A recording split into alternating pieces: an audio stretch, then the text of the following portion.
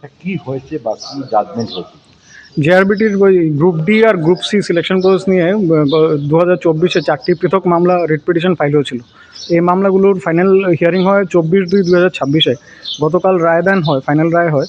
তো মামলাগুলোর যে সাবজেক্ট ম্যাটারটা ছিল, যে রিট পিটিশন যারা করেছিল ওরা ফিজিক্যাল হ্যান্ডিক্যাপ ক্যাটাগরির ওরা ক্যান্ডিডেট ছিল এবং সিলেকশন প্রসেসে ওরা বেশি মার্কস সিকিওর করেছিল, কিন্তু ওদেরকে রিকমেন্ড করা হয়নি। যাদের রিকমেন্ড করা হয়েছিল ওরা ওদের থেকে অনেক কম মার্কস সিকিওর করেছিল।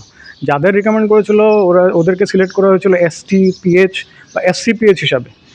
গতকালকে রায়দানে অনারেবল হাইকোর্ট বলেছে যে এসটি পিএইচ বা এসসি পিএইচ যেভাবে ওরা রিকমেন্ড করছে that is completely illegal, unconstitutional.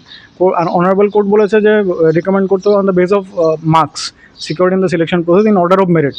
এবং জেআরবিটিকে ডাইরেকশন দিয়েছে ফ্রেশ সিলেক্ট লিস্ট তৈরি করার জন্য, ফ্রেশ রিকমেন্ডেশন লিস্ট তৈরি করার জন্য, এবং 4 মাসের মধ্যে এন্টার এক্সারসাইজটা কমপ্লিট করতে বলেছে। জাস্টিস কার আদালতে? Justice S D Purkayastha, honourable justice S D Purkayastha.